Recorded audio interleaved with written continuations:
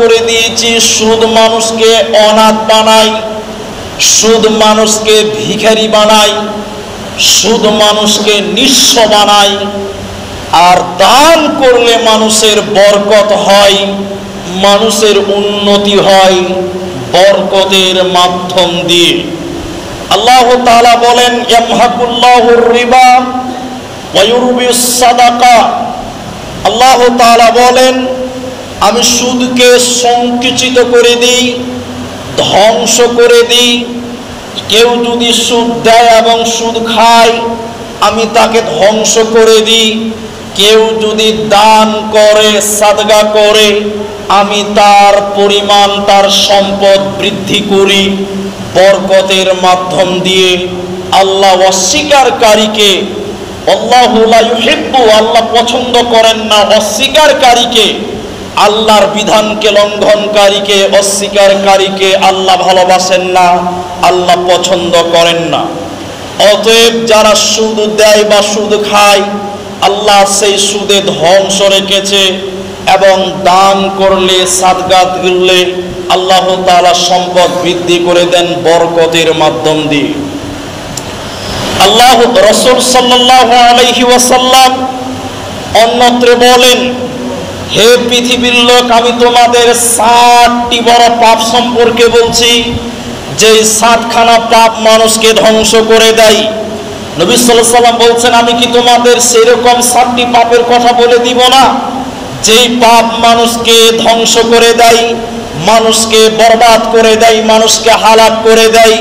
তার মধ্যে রাসূল সাল্লাল্লাহু আলাইহি ওয়াসাল্লাম বললেন, 1 নম্বর আল্লাহর সঙ্গে কাউকে অংশীদার করা, 2 নম্বর জাদু করা বা জাদুকে বিশ্বাস করা, 3 নম্বর অন্যায়। ইলাহা ইল্লাল্লাহু ওয়াহদাহু লা শারীকা লাহু ওয়া আশহাদু আন্না মুহাম্মাদান আবদুহু ওয়া রাসূলুহু। أما بعد فإن أصدق الحديث كتاب الله وأحسن الهدي هدي محمد صلى الله عليه وسلم. فقد قال الله تبارك وتعالى بسم الله الرحمن الرحيم يا أيها الذين آمنوا اتقوا الله وذروا ما بقي من الربا إن كنتم مؤمنين. وقال رسول الله صلى الله عليه وسلم كل أمتي يدخلون الجنة إلا من أبى.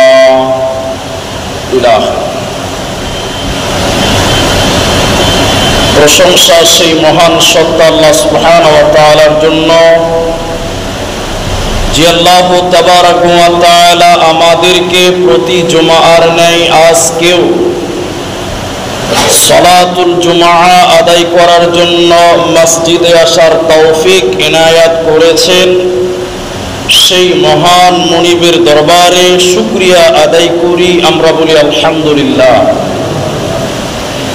দরুদ ও সালাম বর্ষিত হোক সরকারে কায়নাত তাজদারে মাদানী নবী কুল শিরোমণি ইমামুল আম্বিয়া, নবী মক্কি, নবী মাদানী, নবী আহমদ, নবী মুহাম্মদুর রাসূলুল্লাহ সাল্লাল্লাহু আলাইহি ওয়াসাল্লাম। আল্লাহুম্মা আমিন।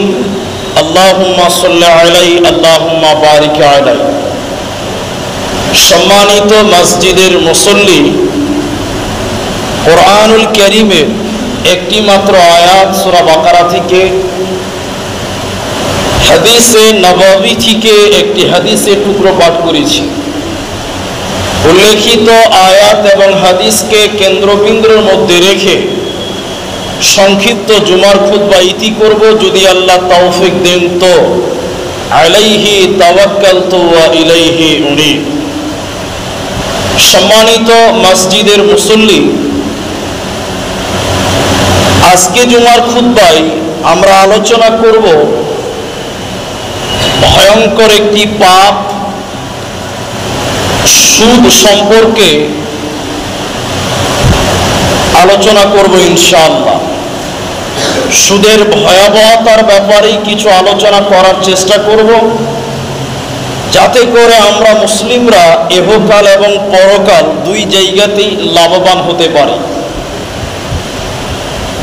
আল্লাহ সুবহানাহু ওয়া তাআলা মানব জীবনে স্বাভাবিক দুনিয়া গড়ার জন্য অনেক পথ পন্থা অবলম্বন করার কথা আল্লাহ বলেছেন, রাসূল সাল্লাল্লাহু আলাইহি সাল্লাম বলেছেন।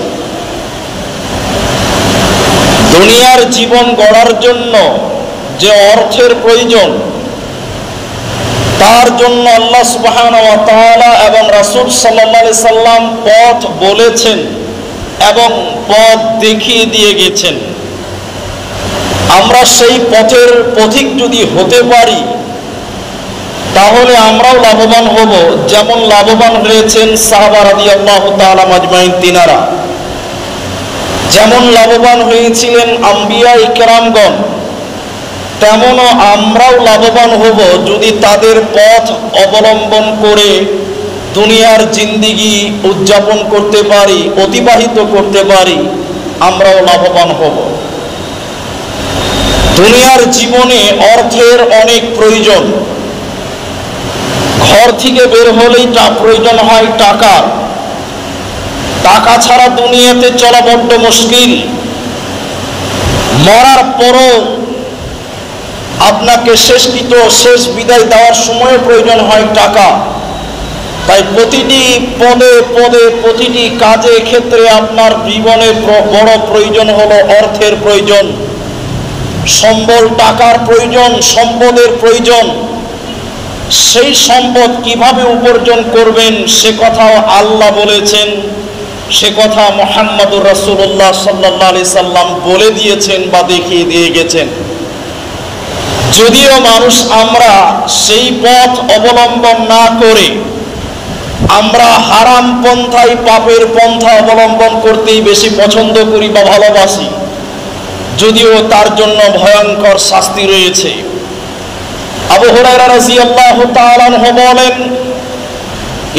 রাসূলুল্লাহ সাল্লাল্লাহু আলাইহি ওয়াসাল্লাম বলেছেন, ইয়াতি আলান নাস জামানুন, এমন একটা সময় আসবে, এমন একটা জামানা আসবে, মানুষেরা তাওয়াক্কা করবে না, পরোয়া করবে না যে সে যা উপার্জন করেছে সেটা হালাল হলো না হারাম হলো, এই বিষয়ে কেউ চিন্তা ভাবনাই করবে না।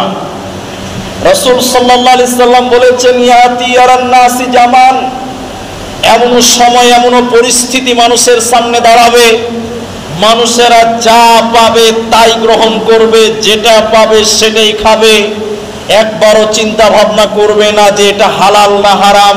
এই চিন্তা ভাবনা করার সুযোগ বা এই চিন্তা ভাবনা করার মতন মানসিকতা মানুষের থাকবে না। অতএব এটি একটি খারাপ দিক, এটি একটি খারাপ লক্ষণ। আল্লাহ তাআলা বলেন, আমি ব্যবসাকে হালাল করেছি, সুদকে হারাম করে দিয়েছি।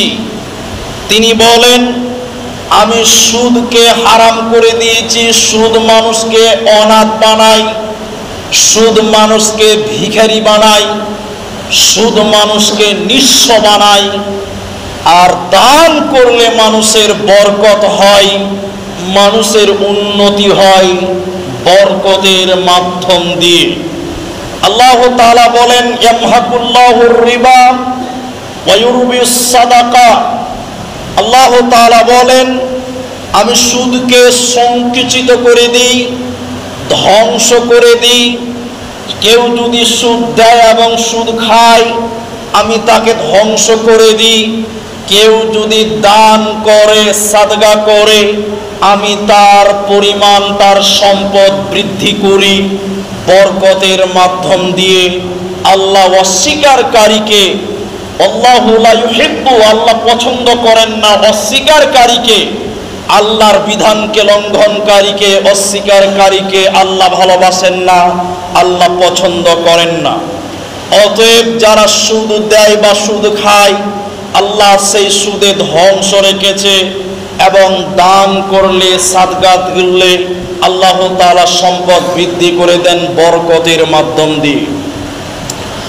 আল্লাহ রাসূল সাল্লাল্লাহু আলাইহি ওয়াসাল্লাম অন্যত্র বলেন, হে পৃথিবীর লোক, আমি তোমাদের 7টি বড় পাপ সম্পর্কে বলছি, যে 7খানা পাপ মানুষকে ধ্বংস করে দেয়।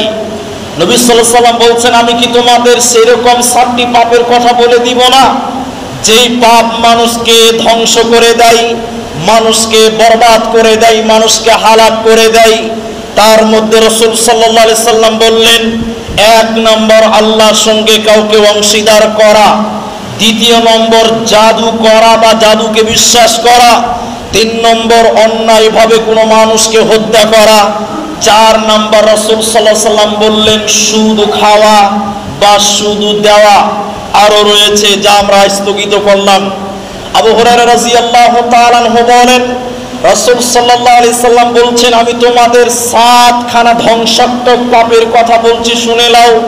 যেই পাপ, যে অপরাধ মানুষকে ধ্বংস করে দেয়, মানুষকে বরবাদ করে দেয়, মানুষকে হালাক করে দেয়, সেগুলো তোমরা শুনে নাও। আমি কি তোমাদের বলবো না? সেগুলোর মধ্যে একটি হলো আল্লাহর সঙ্গে কাউকে অংশীদার করা। কেউ যদি আল্লাহর সঙ্গে কাউকে অংশীদার করে, ওই ব্যক্তির ইহকাল ধ্বংস হবে, পরকাল বরবাদ হবে। ওই ব্যক্তির ইহকাল ধ্বংস, পরকাল বরবাদ হবে। 2 নম্বর, কেউ যদি জাদু করে, তাহলে রাসূল সাল্লাল্লাহু আলাইহি ওয়াসাল্লাম বললেন সেই ব্যক্তি ধ্বংস, বরবাদ, ইহকাল এবং পরকাল। 3 নম্বর, রাসূল সাল্লাল্লাহু আলাইহি ওয়াসাল্লাম বললেন, কেউ যদি অন্যায়ভাবে কোনো মানুষ মারার করে, এই ব্যক্তি ধ্বংস, এই ব্যক্তি বরবাদ হবে, মানুষকে ধ্বংস করে দেওয়ার মতন পাপ। 4 নম্বর, রাসূল সাল্লাল্লাহু আলাইহি সাল্লাম বললেন, কেউ যদি সুদ খায়, তাহলে তার ইহকাল ধ্বংস হবে, তাহলে তার পরকাল ধ্বংস হবে। এই জন্য মুমিন মুসলমান সুদের ভয়াবহতা থেকে বেঁচে থাকো। আল্লাহ তাআলা ব্যবসাকে হালাল করেছেন, সুদকে হারাম করেছেন। আল্লাহ বহু জায়গাতেই ব্যবসার কথা উল্লেখ করেছেন। আল্লাহ সুবহানাহু ওয়া তাআলা বলেন, ফাইদা কুদিয়াতিস সালাতু ফান্তাশিরু ফিল আরদ, হে মুমিনগণ, তোমাদের যখন নামাজ শেষ হয়ে যাবে, যখন তোমাদের সালাত শেষ হয়ে যাবে, ফান্তাশিরু ফিল আরদ, তখন তোমরা জমিনে ছড়িয়ে যাও, ঘর থেকে বেরিয়ে যাও, মসজিদ থেকে বেরিয়ে যাও। ওয়াবতাগু মিন ফাদলিল্লাহ, আল্লাহর ফজল তোমরা অন্বেষণ করো, হালাল ব্যবসা করো, রুজি রুটি অন্বেষণ করো। হালাল ইনকাম করা একটি গুরুত্বপূর্ণ ইবাদত এবং ফরজ ইবাদত। এজন্য মুমিন মুসলমান, আল্লাহ তাআলা ব্যবসাকে হালাল করে দিয়েছেন। ব্যবসা করে খেতে হবে। ব্যবসা যত ছোটই হোক না কেন, যতটুকু সম্বল আছে ততটুকু সম্বল দিয়ে ব্যবসা শুরু করতে হবে। যদি বাসে করে ঝালমুড়ি বিক্রি করতে হয় তাও করবেন, অতেও বরকত রয়েছে। সুদের ঝামেলা থেকে, সুদের মতন ভয়ঙ্কর অপরাধ থেকে, রিবার সুদের মতন ভয়ঙ্কর পাপ থেকে বেঁচে থাকো। প্রয়োজন হলে তুমি ঝালমুড়ি চায়ের দোকান দিয়ে খাও, তবুও ভালো, তবুও তুমি সুদের দোকান, সুদের কারবার করিও না। কারণ আল্লাহ তাআলা ব্যবসাতে বরকত রেখেছেন, ব্যবসাকে হালাল করেছেন। তাই আল্লাহ তাআলা বলেন, যখন তোমাদের নামাজ হয়ে যাবে তোমরা ব্যবসাতে বেরিয়ে যাও, জমিনে বেরিয়ে যাও। আল্লাহর রুজি অন্বেষণ, তোমাদের রুজি আল্লাহ বরাদ্দ রেখেছে দুনিয়াতে, সেই রুজি তোমরা অন্বেষণ করো। অন্যত্র আল্লাহ তাআলা কামাইয়ের ব্যাপারে বলছেন, আল্লাহ তাআলা অন্যত্র কামাইয়ের ব্যাপারে বলছেন, অবিমা আনফাকু মিন আমওয়ালিহিম, হে পুরুষ সম্প্রদায়, হে নওজোয়ান সম্প্রদায়, তোমরা কামাই করো, তোমরা উপার্জন করো, সুদের মতন ভয়ঙ্কর পাপ থেকে তোমরা বেঁচে থাকো, তোমরা হালাল পন্থা ইনকাম করো। আল্লাহ তাআলা বলছেন, আর তোমরা খরচ করো তোমাদের বিবিদের পেছনে, তোমাদের স্ত্রী কন্যাদের পেছনে খরচ করো। তাহলে আল্লাহ তাআলা কামাই করার কথা বলেছেন, আল্লাহ তাআলা ব্যবসা করার কথা বলেছেন, আল্লাহ তাআলা হালাল রুজি উন্মোচন করার কথা বলেছেন, আল্লাহ তাআলা সুদের মতন ভয়ঙ্কর পাপ থেকে বেঁচে থাকার কথা বলেছেন। তাই আল্লাহ তাআলা বলছেন তোমরা সুদের মতন ভয়ঙ্কর পাপ থেকে তোমরা বেঁচে থাকো, তোমাদের সুদ ধ্বংস করে দেয়, সুদ তোমাদেরকে বরবাদ করে দিবে, সুদ তোমাদেরকে হালাক করে দিবে। তাই তোমরা সুদের মতন ভয়ঙ্কর অপরাধ থেকে তোমরা বেঁচে থাকো। আল্লাহ তাআলা আরো বলছেন ইয়া আইয়ুহাল্লাযীনা আমানু লা তাকুলুর রিবা, হে মুমিনগণ, হে ঈমানদারগণ, খবরদার তোমরা সুদ খাবে না, খবরদার তোমরা চক্রবৃদ্ধি সুদ খাবে না। আল্লাহ তাআলা হারাম করে দিয়েছেন। আল্লাহ তাআলা অন্যত্র আবার বলছেন ইয়া আইয়ুহাল্লাযীনা আমানুত্তাকুল্লাহ, হে ঈমানদারেরা তোমরা আল্লাহকে ভয় করো, হে মানুষ সম্প্রদায় তোমরা আল্লাহকে ভয় করো, হে মুমিন সম্প্রদায় তোমরা আল্লাহকে ভয় করো। ওয়াযারু মা বাকিয়া মিনার রিবা, আর সুদের যা তোমাদের দেনা পাওনা রয়েছে তা তোমরা বর্জন করো, তা তোমরা ত্যাগ করো, তা তোমরা বর্জন করো। আল্লাহ তাআলা বলেন ইয়া আইয়ুহাল্লাযীনা আমানুত্তাকুল্লাহ, হে মুমিনগণ, হে ঈমানদারগণ, তোমরা আল্লাহকে ভয় করো, আল্লাহকে ভয় করো। এরপরে আল্লাহ বলছেন ওয়াদারু মা বাকিয়া মিনার রিবা, সুদের যা পাওনা রয়েছে, যা দেনা রয়েছে তা তোমরা দ্রুত বর্জন করো। ইন কুনতুম মুমিনিন, যদি তোমরা মুমিন হতে চাও, যদি তোমরা মুমিন হতে চাও তাহলে সুদের দেনা পাওনা বর্জন করো। আল্লাহ তাআলার এই বিধান, আল্লাহ তাআলার এই আয়াত থেকে স্পষ্ট বোঝা যায় যদি কেউ সুদের সঙ্গে জড়িয়ে থাকে সে মুমিন হতে পারে না। কেউ যদি সুদের ব্যবসা করে ওই ব্যক্তি কখনো মুমিন হতে পারে না, ওই ব্যক্তি কখনো মুমিন হতে পারে না। আল্লাহ তাআলা বলছেন তোমরা আল্লাহকে ভয় করো, সুদের যা পাওনা রয়েছে, সুদের যা দেনা রয়েছে তা তোমরা বর্জন করো। ইন কুনতুম মুমিনিন, যদি তোমরা মুমিন হতে চাও তাহলে মুমিন হতে গেলে সুদ বর্জন করতে হবে। আর যদি তোমরা সুদ বর্জন না করো, ফাইল্লাম তাফালু, যদি তোমরা তা বর্জন না করো তাহলে তোমরা আল্লাহ এবং আল্লাহর রাসূলের বিরুদ্ধে তোমরা যুদ্ধ ঘোষণা করো, আল্লাহ এবং আল্লাহর রাসূলের বিরুদ্ধে তোমরা জিহাদ ঘোষণা করে দাও, যুদ্ধ ঘোষণা করে দাও।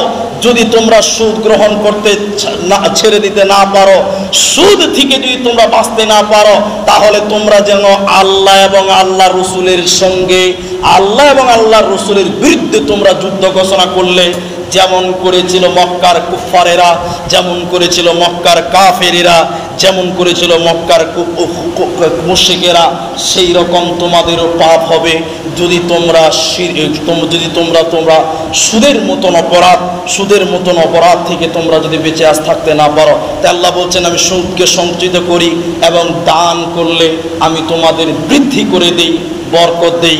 চলুন বরকতের বিষয়টি আরো একদিন আলোচনা করব ইনশাআল্লাহ।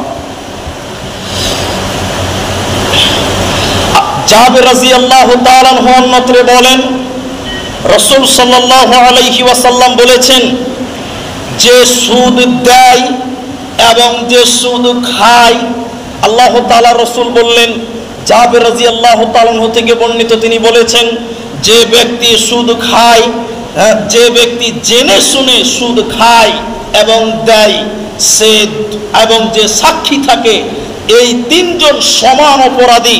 তিনি সাল্লাল্লাহু আলাইহি ওয়াসাল্লাম বলছেন যে সুদ দেয়, সুদ খায় এবং সুদের সাক্ষী গ্রহণ করে, রাসূল সাল্লাল্লাহু আলাইহি ওয়াসাল্লাম এই তিন জনের বিরুদ্ধে তিনি বলেছেন লাআনাতুল্লাহ, আল্লাহ তাদের উপরে লানত করেছেন, রাসূল সাল্লাল্লাহু আলাইহি ওয়াসাল্লাম তাদের উপরে অভিশাপ করেছেন।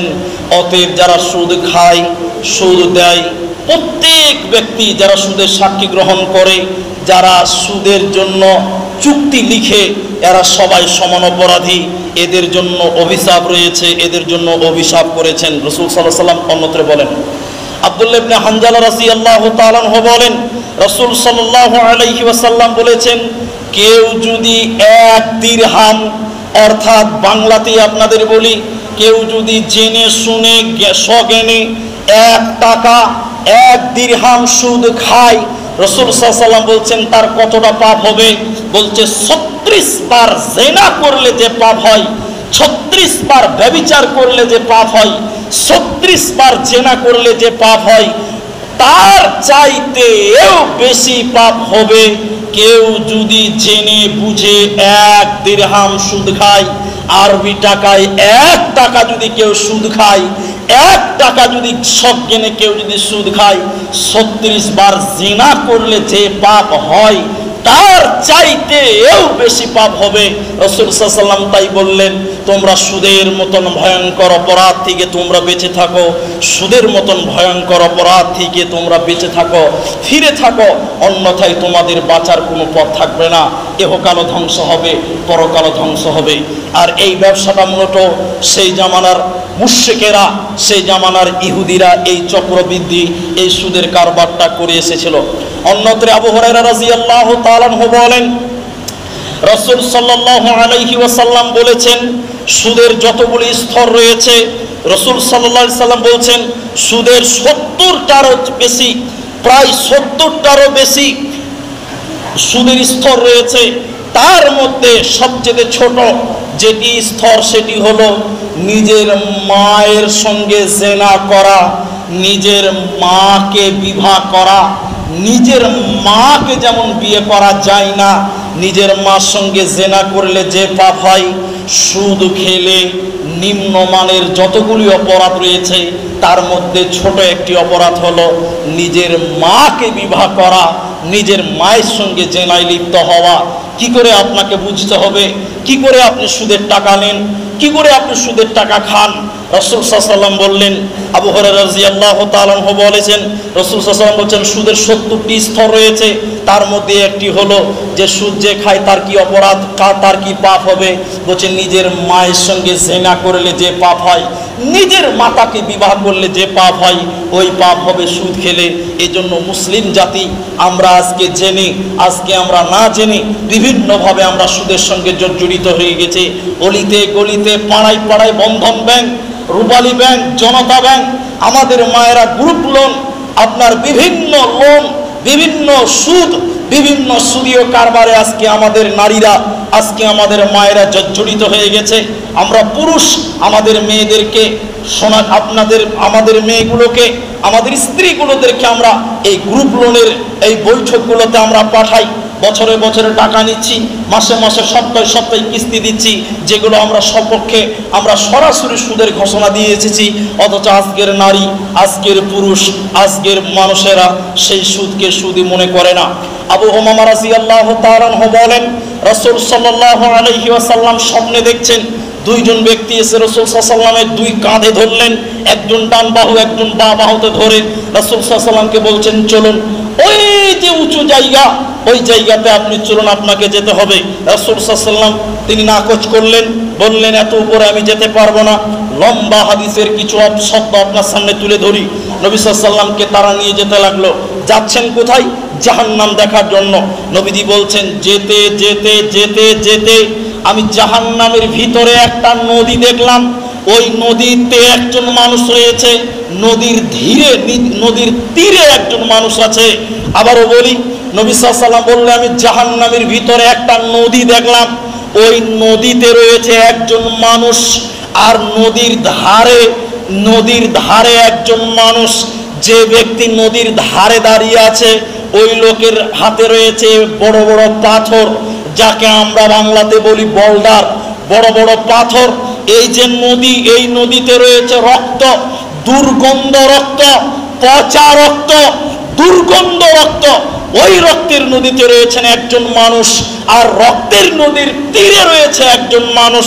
একজন রক্তের নদীতে, পচা দুর্গন্ধ রক্তের নদীতে হাবুডুবু খাচ্ছে। এত দুর্গন্ধ, পচা রক্তের নদী মানে বুঝতেই পারা যায় কত গন্ধ হতে পারে। ওই দুর্গন্ধ একজন মানুষ হাবুডুবু খেতে খেতে সে সাঁতার কাটতে কাটতে নদীর উপরে আসার চেষ্টা করছে, আর উপরে একজন মানুষ, তার হাতে রয়েছে বড় বড় পাথর। এই উপরে থাকা ব্যক্তিটা যখন সেই নিচে থাকা নদীতে থাকা ব্যক্তি উপরে উঠতে চাইছে, তার হাতের পাথর দিয়ে ওই নিচের লোকটাকে আবার নিক্ষেপ করে আবার রক্তের নদীতে ফেলে দিচ্ছে, আবার রক্তের নদীতে ছেড়ে চলে যাচ্ছে। এই অবস্থা তার হতেই থাকবে, এই অবস্থা তার চলতেই থাকবে। সে যখনই বাঁচার জন্য রক্তের নদী থেকে ফিরতে চাইছে, উঠতে চাইবে, আবার তাকে পাথর মেরে নিচে নেমে দেওয়া হবে। রাসূল সাল্লাল্লাহু আলাইহি সাল্লাম এই ভয়ঙ্কর দৃশ্যটা সচক্ষে দেখে তিনি জিবরাইলকে বললেন, জিবরাইল, মান হাউলায়ে, এবারে কে? এই লোকটা অপরাধ কি? এই ব্যক্তিটাকে, এই ব্যক্তির অপরাধ কি? কি এমন পাপ করেছে লোকটাকে? এই অবস্থা তার শাস্তি হতেই আছে, হতেই আছে। কেন? কি অপরাধ করেছে?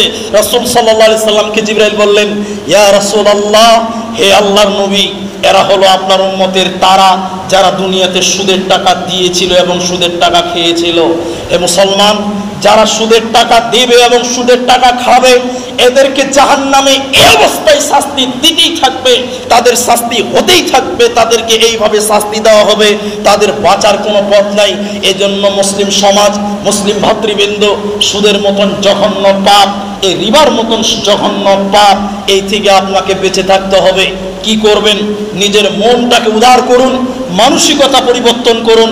আজকেও সমাজে ধার কর্জ পাওয়া যায় না, বড় দুঃখের বিষয়। টাকার জন্য কারো কাছে ধার চাইলে ধার পাওয়া যায় না, এটা হলো আমাদের সমাজের বড় একটা সমস্যা। মানবতা নাই, মানবতাহীন মানুষ আজকে আমরা। আমাদের ভিতরে যদি আদর্শ থাকতো, মানবতা থাকতো, একজন মানুষ সে হসপিটালে নিয়ে যাবে তার স্ত্রীকে হসপিটালে নিয়ে যেতে হবে, বড় অপারেশন করতে হবে, তখন আপনার দাঁড়িয়ে এসেছে, আপনি মানবতা দেখিয়ে তাকে কর্জ না দিয়ে আপনি তখন বললেন 10% সুদ দিতে হবে। আপনি মানুষই নয়, আপনি অমানুষ। আপনি মানুষই নয়, আপনি অমানুষ। আপনার ভিতরে মানবতাই নাই, আপনি অমানুষ। যে বিপদের বেলায় যার কাছে সুদের টাকা চাইতে পারেন, আপনার মধ্যে মানবতা নাই, আপনি পশুর চাইতে খারাপ। আল্লাহ বলছেন, উলাইকা কাল আনআম বাল হুম আদাল, তার চাইতে খারাপ। এরা গরু ছাগলের চাইতে খারাপ। আল্লাহ বলছেন বাল হুম আদাল, এরা তার চাইতে খারাপ। যারা এই বিপদের সময় সুযোগে সদ্ব্যবহার করে, মানুষদেরকে গলা টিপে সুদের টাকা গ্রহণ করে, সুদের জন্য মানুষদেরকে জুলুম করে, অত্যাচার করে, তারা মানুষই নয়, তারা অমানুষ, তারা মানবতার মধ্যেই পড়ে না। আল্লাহ কোরআনে আফসোস করে বলেছেন, উলাইকা কাল আনআম, এরা চতুষ্পদ জানোয়ার, এরা তার চাইতে খারাপ। আল্লাহ বলছেন বালহুম আদাল, এরা তার চাইতে খারাপ। এদের ভিতরে মানবতাই নেই। আল্লাহ বলছেন। সম্মানিত উপস্থিতিতে আল্লাহ তাআলা বলেন, ইয়ামহাকুল্লাহু রিবা ওয়া ইউরবিস সাদাকা। সুদকে আল্লাহ সংকুচিত করে। যে সুদ খাবে সে একদিন নিঃস্ব হবেই হবে। আপনি মনে করবেন যে সুদের টাকা দেয় তার তো 4 তালা বাড়িয়েছে, সে ধ্বংস হবে, না হলে তার ছেলে ধ্বংস হবে, না হলে তার পোতা ধ্বংস হবে, না হলে তার ছেলে ধ্বংস হবে। এই বংশ ধ্বংস হবেই হবে। এই সুদের টাকার অট্টালিকা কোনোদিন চিরস্থায়ী হতে পারে না, অসম্ভব ধ্বংস হবেই। রাসূল সাল্লাল্লাহু আলাইহি ওয়াসাল্লাম বললেন, সুদের সাক্ষী প্রদানকারী, সুদ যে লেখে, সুদ যে দেয়, সুদ যে নেয়, এরা সবাই সমান অপরাধী। তাই আমরা যদি মুমিন হতে চাই, আল্লাহর প্রিয় বান্দা হতে চাই, এই জঘন্য পাপ, এই জঘন্য অপরাধ থেকে আমাদেরকে বেঁচে থাকতে হবে। এই সমস্ত অপরাধ থেকে আমরা যদি বেঁচে থাকতে না পারি, তাহলে আমাদের জন্য আরও কঠিন অবস্থা হয়ে যাবে। আল্লাহ তাআলা অন্যত্র রাসূল সাল্লাল্লাহু আলাইহি ওয়াসাল্লাম বলছেন, খাওলা আনসারী রাদিয়াল্লাহু তাআলা আনহু বলেন, রাসূল সাল্লাল্লাহু আলাইহি ওয়াসাল্লাম বলেছেন, নিশ্চয়ই কিছু লোক আল্লাহর সম্পদ অন্যায়ভাবে ভক্ষণ করে। রাসূল সাল্লাল্লাহু আলাইহি ওয়াসাল্লাম মিশকাতের হাদিস থেকে বোঝা যায়, রাসূল সাল্লাল্লাহু আলাইহি ওয়াসাল্লাম বলছেন, নিশ্চয়ই কিছু লোক যারা আল্লাহর সম্পদ অন্যায়ভাবে ভক্ষণ করে। তারা কারা? যারা সুদের টাকা খায় তারাই হলো ওরা, যারা সুদের টাকা নেয় তারাই হলো এরা, যারা সুদের টাকা খায় তারাই হলো এরা। অন্যদের রাসূল সাল্লাল্লাহু আলাইহি ওয়াসাল্লাম বলছেন, খেয়ানতকারী, সুদখোরকে। রাসূল সাল্লাল্লাহু আলাইহি ওয়াসাল্লাম একজন সাহাবীকে বলছেন যে আমি কাউকে ভাতা দিই, সে যদি ভাতা ছাড়া ওর অন্য কিছু সে সেইভাবে দখল করে, জোর জবরদস্তি করে নেয়, সে হলো খেয়ানতকারী, সুদের খেয়ানতকারী। এই লোককে কিয়ামতের দিন আল্লাহর আদালতে দাঁড় হতে হবে, তার কোনো বাঁচার অবস্থাই নেই। তাই আল্লাহ তাআলা কোরআনে বড় বলছেন, আল্লাহ তাআলা কোরআনুল কারীম বলছেন, ইয়া আইয়ুহাল্লাযীনা আমানুত্তাকুল্লাহ, হে মুমিনেরা, হে আল্লাহওয়ালারা, হে মুমিনেরা, তোমরা আল্লাহকে ভয় করো, আল্লাহকে ভয় করো। যে আল্লাহর সামনে আপনাকে আমাকে দাঁড়াতে হবে। আমরা মানুষেরা যদি আমরা কর্জ দিই, আমি বলেছি ধার খুব খারাপ জিনিস, মনে আছে আপনাদের? ধার খুব খারাপ জিনিস, কর্জ খুব খারাপ জিনিস। করবেন কেন? কামাই করেন, আল্লাহ কামাইয়ের কথা বলেছে, কথা বুঝতে পারছেন? আল্লাহ ইনকামের কথা বলেছেন, আল্লাহ হালাল ইনকামের কথা বলেছেন, আল্লাহ ইনকামের পদ্ধতি বলেছেন, ব্যবসার কথা বলেছেন। আল্লাহ রসুল নিজে ব্যবসা করেছেন, সাহাবা একরাম ব্যবসা করেছেন, মুহাদ্দিসিন একরাম ব্যবসা করেছেন, ইমাম আবু হানিফা ব্যবসা করেছেন, আল্লামা নাসিরুদ্দিন আলবানী তিনি ব্যবসা করেছেন, বড় বড় ফুকাহা একরাম ব্যবসা করেছেন। ব্যবসা করে খান, ছোট হোক আর যাই বড় হোক না কেন, তাহলে আপনাকে কর্জ যেতে হবে না। ঋণ খুব খারাপ জিনিস, আমরা জানি যে ঋণ রেখে ব্যক্তি মারা গেছে, আল্লাহ রসুল তার জানাজা পড়েননি, আপনারা এই ইতিহাস জানেন, এই ঘটনা জানেন। এই জন্য ঋণ করা জায়েজ, ঋণ করা জায়েজ, তবে ঋণ ভালো না। সব জায়েজ তো আর ভালো না। সব জায়েজ কি ভালো? সব জায়েজ ভালো না। ঋণ ঋণ ঋণ হালাল জায়েজ, ধার নেওয়া ধার দেওয়া এটা জায়েজ, এটা হারাম নয়, কিন্তু ভালো নয়। যেমন সব জায়েজ ভালো নয়, অনুরূপ এটিও একটি। তালাক, তালাক কি হারাম? তালাকটা জায়েজ আছে, ইসলামের তালাক ভালো জায়েজ আছে, কিন্তু তালাক জিনিসটা ভালো না। তালাকটাও জায়েজ কিন্তু ভালো না, সব জায়েজ ভালো নয়। আশা করি বুঝাতে পেরেছি। এই জন্য ঋণ থেকে বেঁচে থাকার চেষ্টা করবেন, আর সুদকে ত্যাগ করুন, তওবা করুন। প্রয়োজনে ঋণ নেওয়া দেওয়া যায়, ঋণ দিলেও নেকি আছে। এগুলো নিয়ে আর দিন আলোচনা করব। আমরা আল্লাহর কাছে দোয়া করি, আল্লাহ তুমি আমাদের সঠিক বুঝ দান করো। আমরা বলি আল্লাহুম্মা আমিন।